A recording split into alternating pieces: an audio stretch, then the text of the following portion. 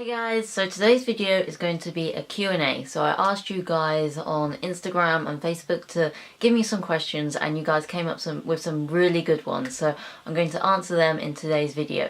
But before I start the video, I just want to mention that the lighting may not be great because for some reason, even in August, English weather is deciding that it's autumn.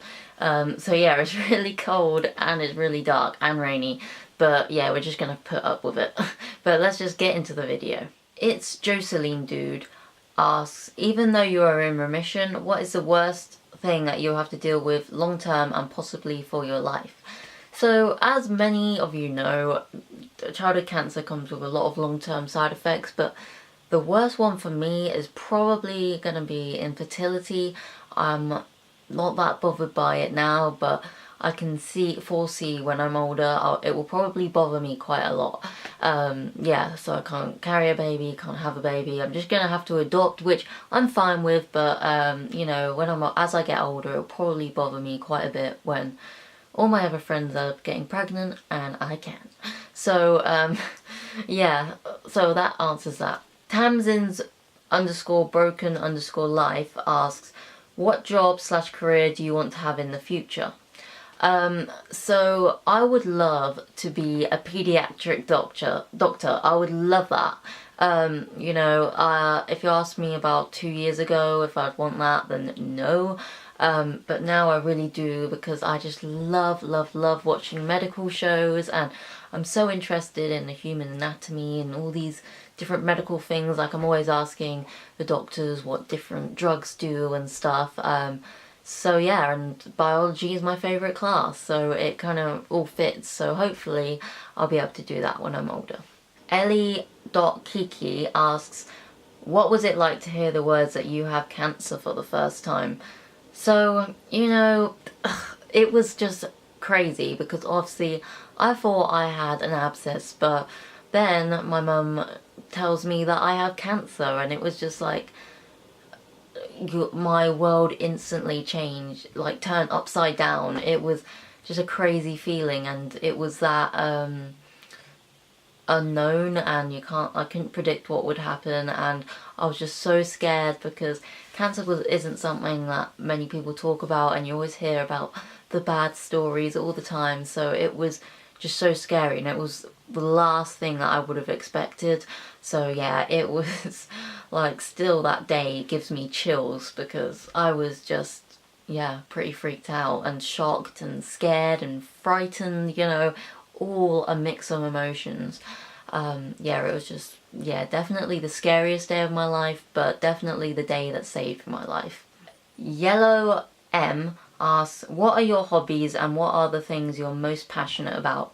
So I'd say my hobbies are probably going outdoors, walking, swimming, and then the things that I'm most passionate about is definitely this YouTube channel and my blog. I just want to help as many cancer kids and teens as much as I can. So yeah, this is definitely the thing that I'm most passionate about, and I'm also very passionate about my school. I love my sciences and my maths, so yeah, I'd say they were definitely my top things. Sarah Jorgensen Looker asks, how does it feel to know you are on the mend after such a difficult time? You know what, this is actually like a mix of emotions, I guess, because it feels absolutely amazing. Not to feel tired anymore, not to feel ill anymore is absolutely amazing. I love it so much. But it also feels so weird, because I had 18 months of constant hospital appointments and constant medications and being looked after, and that to just stop was a little bit hard, I guess, because you're kind of used to having problems. The only way that I can describe it. You're kind of used to having problems, and then for those problems to stop, you just don't really know what to do with yourself, and you kind of become a little bit of a hypochondriac. Well, I have anyways. If I feel a little lump or bump, I'm instantly thinking, oh my god, is it cancer? What is it? What could it be? So yeah, it kind of does drive you a little bit crazy. It is definitely an adjustment to make, but the longer I get into remission, the more I'm getting used to it. Molly Trevors asks, I was wondering, do you get panicky or anxious weeks or days before the appointments and scans? So I wouldn't say I get very anxious before appointments or anything, but scans, I don't really get anxious before. It's afterwards I get more anxious because I get paranoid, because I do have to wait up to about a week for my results.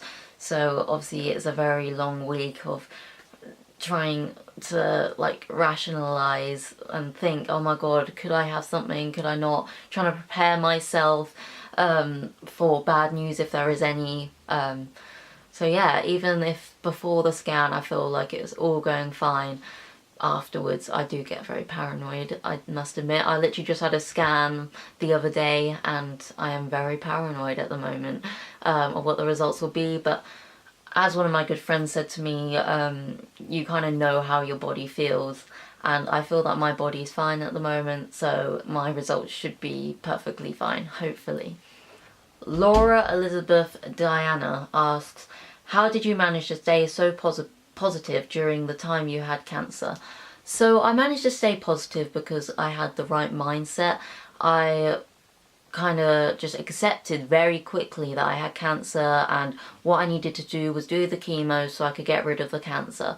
And I had that mindset very quickly, so, and I knew I couldn't change anything that happened to me. I was just going to have to deal with it. So the best way for me to deal with it was to stay positive. And yeah, that really helped for me, just to keep positive and embrace the fact that I had cancer, because I knew I just wouldn't be able to change it. It was going to take up 18 months of my life. So yeah, positivity is the key, definitely, and I think it helped make my treatment easier and go quicker. Spooky Claudes asks, for how long do you continue to do scans after being NED? So this is a question that I actually get a lot, and this is something that people get confused with a lot. So NED and remission are two different things. So NED stands for no evidence of disease. And no evidence of disease means that on your scan it looks like the tumour is gone, but that you don't always finish treatment when you become NED. You finish treatment when your treatment's up. Like, I had 18 months of treatment, and around the 4 to 5 months into treatment I became NED. There was no tumour on my scans, nothing that they could see, but obviously they didn't know if there were still microscopic cells left. So that's why they have to continue treatment. So I had the whole 18 months. But obviously I know different people who, as soon as they became NED, they finished treatment. It's different for everyone, but for me, it was like that. But to answer your question, during treatment, especially the intensive part, I had scans every 6 weeks.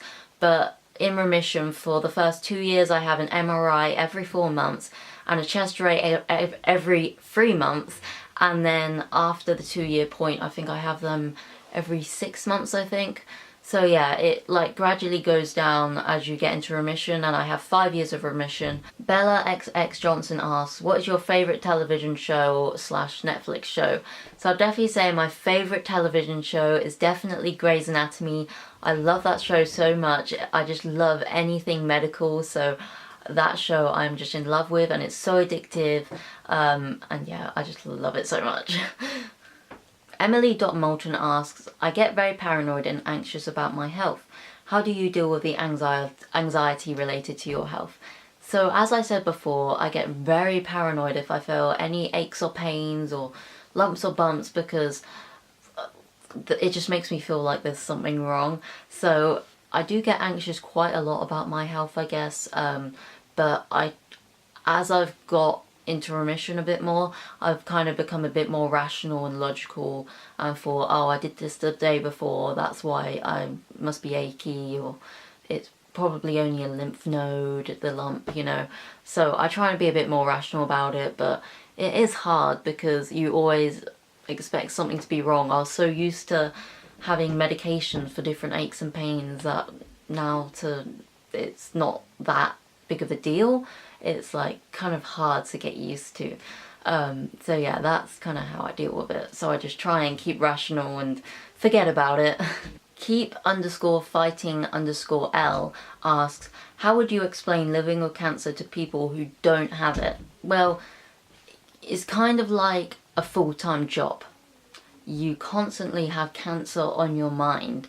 You know, you've constantly got medications, and you've constantly got like setbacks. Like someone would ask me if I could go to the cinema, and I couldn't because I didn't feel well. So it's literally a full-time thing. It's not just when you go to hospital, it's full-time, intense.